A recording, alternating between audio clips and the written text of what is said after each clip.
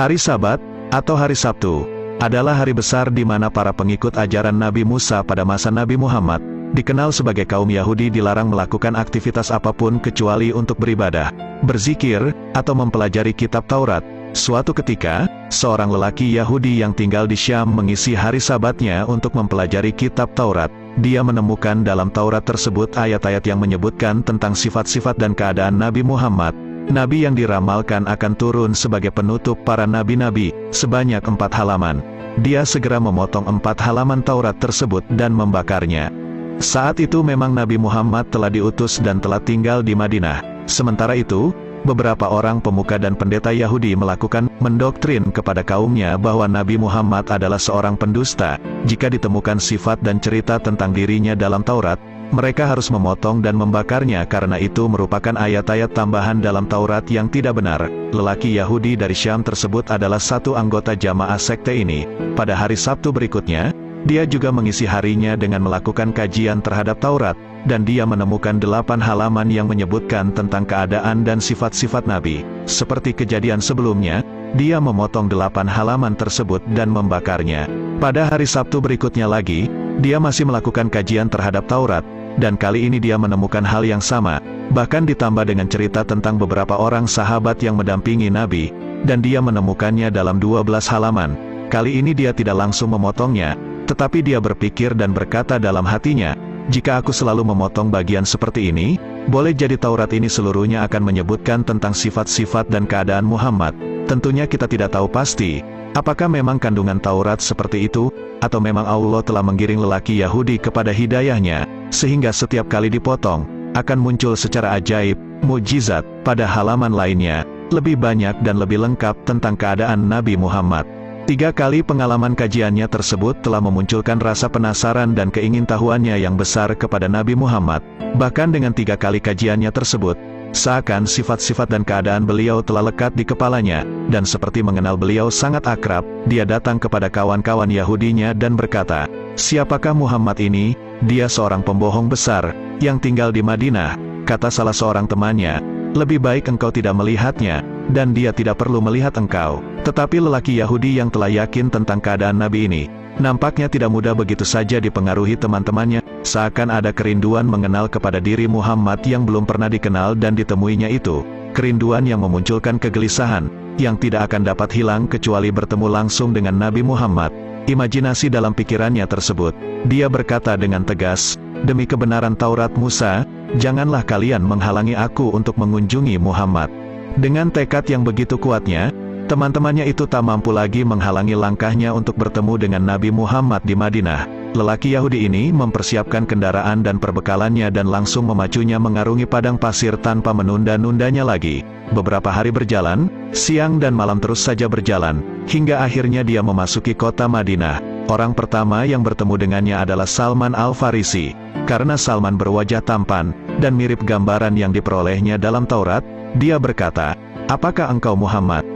Salman tidak segera menjawab, bahkan lalu dia menangis dari pertanyaan tersebut, sehingga membuat lelaki Yahudi ini terheran-heran.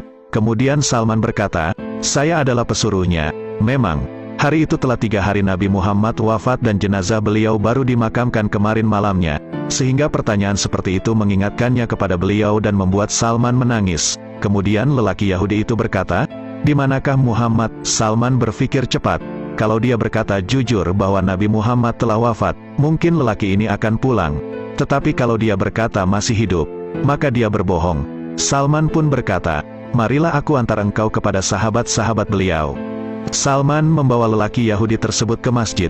Di sana para sahabat tengah berkumpul dalam keadaan sedih. Ketika tiba di pintu masjid, lelaki Yahudi ini berseru agak keras, "Assalamualaikum, ya Muhammad." Dia mengira Nabi Muhammad ada di antara kumpulan para sahabat tersebut, tetapi sekali lagi dia melihat reaksi yang mengherankan. Beberapa orang pecah tangisnya, beberapa lainnya makin terharu dan kesedihan makin meliputi wajah-wajah mereka. Salah seorang sahabat berkata, "Wahai orang asing, siapakah engkau ini? Sungguh engkau telah memperbaharui luka hati kami. Apakah engkau belum tahu bahwa beliau telah wafat 3 hari yang lalu?" Seketika lelaki Yahudi tersebut berteriak penuh kesedihan, "Betapa sedih hariku, betapa sia-sia perjalananku, andai saja ibuku tidak pernah melahirkan aku." Andai saja aku tidak pernah membaca Taurat dan mengkajinya, andai saja dalam membaca dan mengkaji Taurat aku tidak pernah menemukan ayat-ayat yang menyebutkan sifat-sifat dan keadaannya. Andai saja aku bertemu dengannya setelah aku menemukan ayat-ayat Taurat tersebut, tentu tidak akan sesedih ini keadaanku. Lelaki Yahudi tersebut menangis terseduh, tenggelam dalam kesedihannya sendiri, seakan teringat sesuatu. Tiba-tiba dia berkata, "Apakah Ali berada di sini, sehingga dia dapat menyebutkan sifat-sifatnya kepadaku?" "Ada," kata Ali bin Abi Thalib sambil mendekat kepada lelaki Yahudi tersebut. "Aku menemukan namamu dalam kitab Taurat bersama Muhammad. Tolong engkau ceritakan padaku ciri-ciri beliau." Ali bin Abi Thalib berkata, "Rasulullah itu tidak tinggi dan tidak pendek. Kepalanya bulat, dahinya lebar, kedua matanya tajam, kedua alisnya tebal. Bila beliau tertawa, keluar cahaya dari sela-sela giginya, dadanya berbulu, telapak tangannya berisi, telapak kakinya cekung, lebar langkahnya, dan di antara dua belikat beliau ada tanda hatamun nubuwah." "Engkau benar, wahai Ali," kata lelaki Yahudi tersebut. "Seperti itulah ciri-ciri Nabi Muhammad yang disebutkan dalam kitab Taurat. Apakah masih ada baju beliau sehingga aku boleh menciumnya?" "Ada," kata Ali.